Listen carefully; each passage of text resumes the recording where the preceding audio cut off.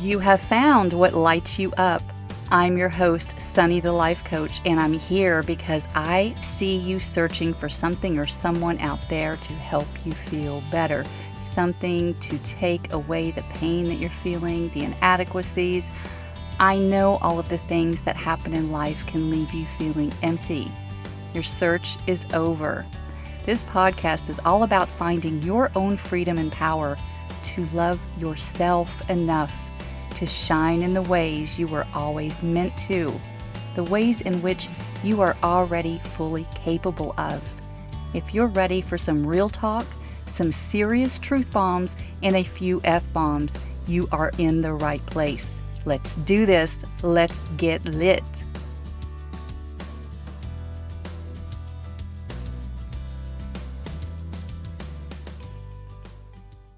Hey there, and welcome to episode 129. I haven't announced episode numbers for a while, but here we are.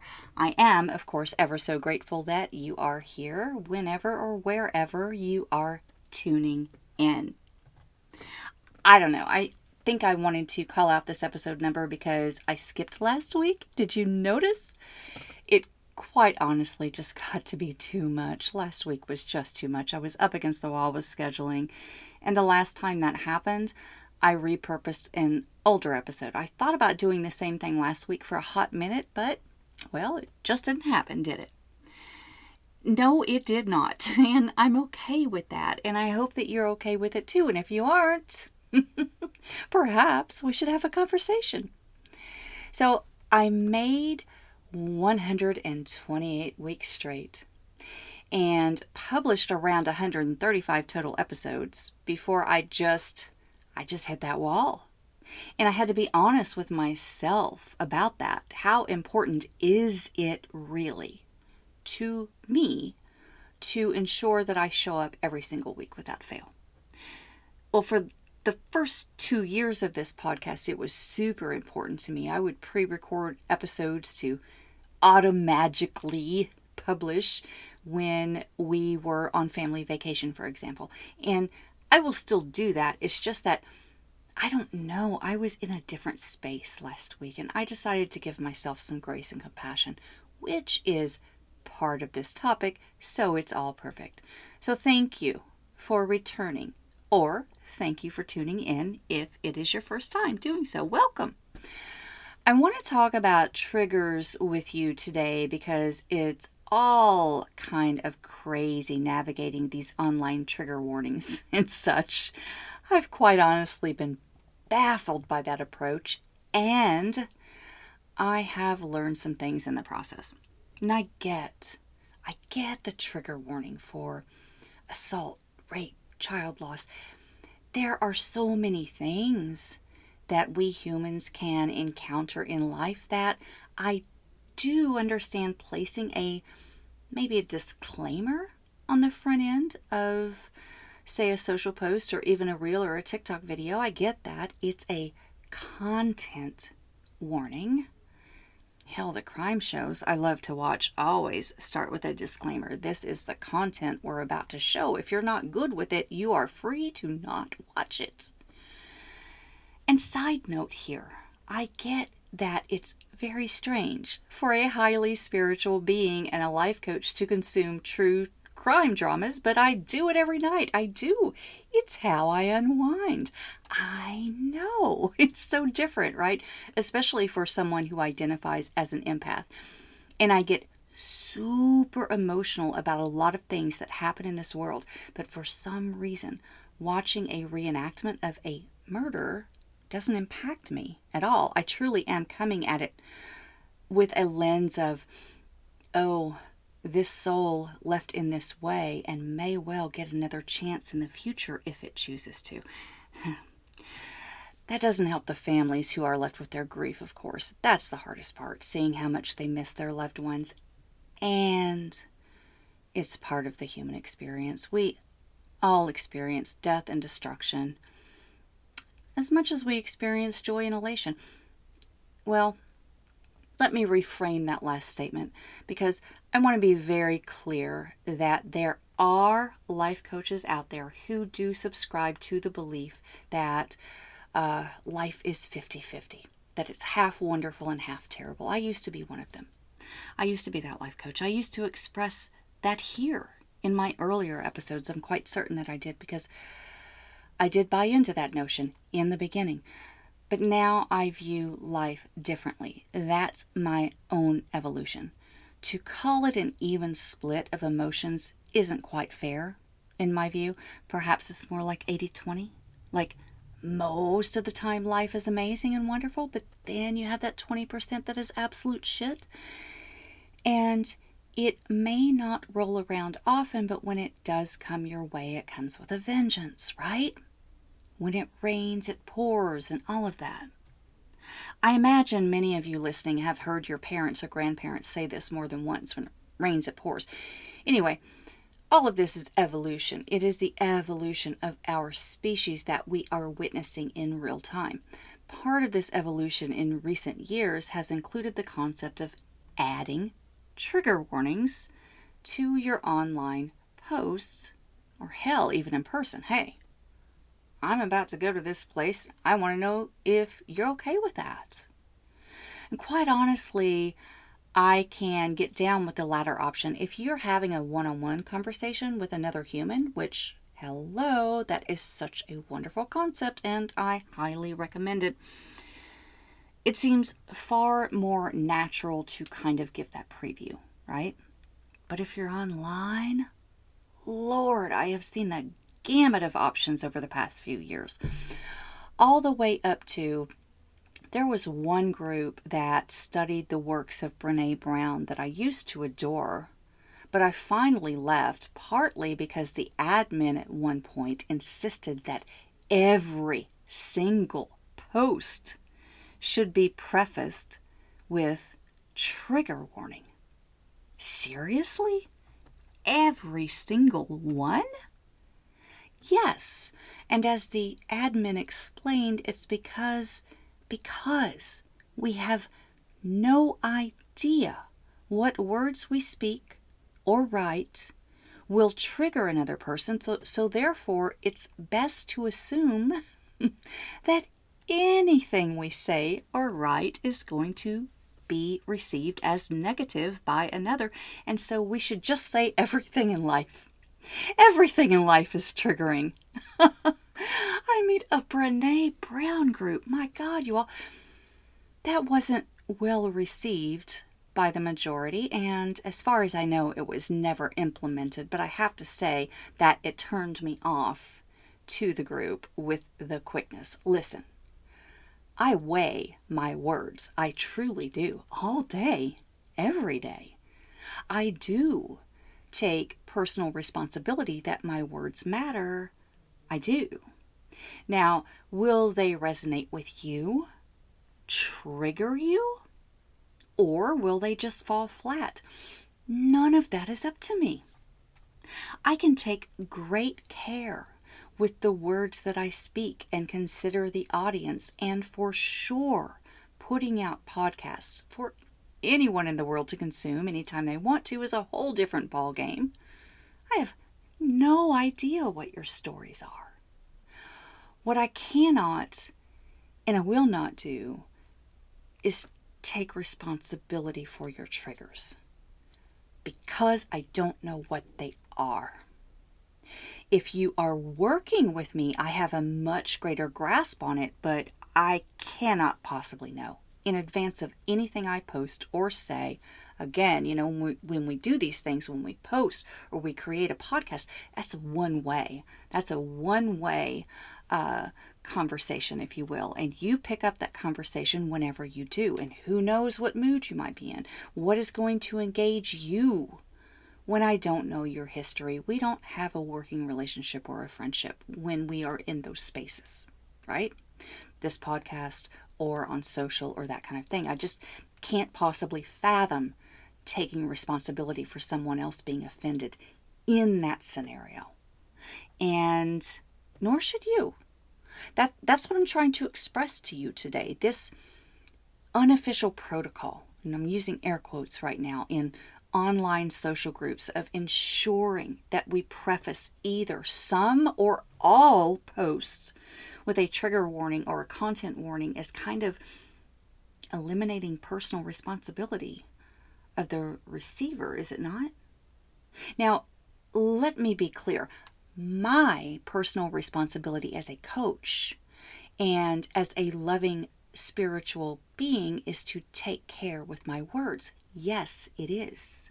It is not my responsibility to ensure that you are not offended. I cannot possibly know what will offend you, what will trigger you. My friends, our triggers are as individual as we are, as our experiences are. So what I want to offer you today is a way to empower yourself and understand where your triggers are coming from in the first place.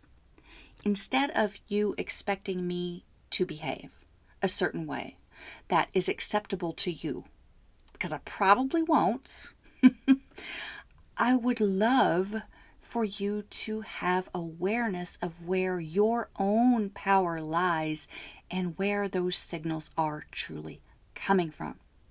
You might feel something like a gut punch when you read something online, or even better, when you have a face-to-face experience with someone. I'm definitely going to talk about that here. You feel something in your body, a visceral reaction, and that reaction is a signal from your body, your own central nervous system that is carrying all of your personalized experiences and your unresolved traumas. It has nothing to do with the other person. It has everything to do with you. And those signals are a gift. Those signals are indicators that this is what you need to work on. You, not the other person. You are certainly entitled to speak up and advocate for yourself. I absolutely embrace and encourage that. Please do that. Please speak out and say, when you said that, I felt this way because. And you don't have to go into any gory details about childhood trauma or anything along those lines. Just say, when you said that, I felt this way because. Here are a couple of examples. Because it sparked a certain memory that was traumatic for me. And leave it at that. Because I don't agree with your viewpoint. Leave it at that. Because I'm not even sure yet, but I'm receiving signals that I need to explore. That's fine too. You don't owe anyone an explanation. However, I'm saying that these are just a few ways that you can frame your position in a conversation, which I do recommend that you have. If not in the moment, plan for a follow-up. And listen, I am far beyond trying to prescribe to other humans how they should look, how they should act, and what words they should say to make me comfortable. Good Lord, think about all of the people in your life and constantly having to switch around and say or do all of the right things for this one and then switch it up for that one 5 minutes later. Wouldn't it be far easier to teach all of the people in your life to take personal responsibility? I don't know. Radical thought is happening now. Crazy talk. We should just put a trigger warning before every post because someone is going to be triggered no matter what. Yeah, I left that group. Now, why do I say look in the mirror when you are triggered? Because the call is coming from inside the house. It isn't coming from across the street or from the other side of the country or from another country entirely. When you are triggered, that is your internal call. It's coming from inside of you. It is asking you to explore not the other person, but yourself. It is a call for healing. And for example, there is a particular woman who landed in my sphere recently, my physical sphere, and my energy just was so off in her presence. Like from the onset, I thought, well, she's a bit bossy and arrogant. Who the hell does she think she is, coming into my space like this, telling me how it is? That is a hell no. I recoiled from her. And because I do typically sport my high vibe and sunny happiness, others around me noticed my energy shift. They noticed it so obviously. A few even commented, well, you're just not the same person. Since she arrived on the scene, a couple of my friends have noticed a vibe shift since the introduction of this other person into my life. And I had to really look at myself. Well, why is that? What about me needs to be explored? And I think I've come to some awareness. I still have a bit of work to do on this one. That maybe part of it has to do with the fact that she's loud and gregarious and bossy and seemingly arrogant. She's probably none of these things. She likely doesn't even intend to be seen in this way. And I remember back in the day when I was carrying those very same labels. So maybe it's time to heal some wounds of my own past that I haven't seen or that I thought were healed when they truly weren't. She is my mirror. It isn't her who needs to change. It is me. In this scenario, in this one, I don't need to tell her anything about what I've been going through or confront her or even have a conversation. What I need to do is take full stock of all the things I've said about her, thought about her, and apply them to me. Because that is what she is showing me. That is why she's triggering me. I see some characteristics of another human that I don't necessarily appreciate. How am I doing those very same things? You all, the totality of our being, so much wiser than only our minds. When you feel that gut punch, that call is coming from inside the house, your house. And in case you aren't picking up what I'm throwing down, you are the freaking house. And you understand where this reference is coming from, right? The call is coming from inside the house. Think of the original Scream movie or any number of horror movies. And if that's not your thing and you don't like scary movies, you don't like murder dramas, just know that sometimes the killer is calling you from inside the house. You are the house. The killer in this scenario is your unmanaged mind, because it can very quickly send you into a tailspin of thinking that it's everyone else around you who is the problem. If they would just behave themselves, if they would just not have said or done the thing that triggered you, then you wouldn't have been triggered at all. And that's bullshit. And you need to call your own mind out on that. No, man, that's not even true. That's my ego talking. It's not my true, authentic self. It's how I've been programmed to think and eventually believe that if everyone else around me would just change, that it would be smooth sailing. And the reality is that 78 other people might hear or see the same thing from the same person and not be triggered at all. That is why your triggers are yours alone.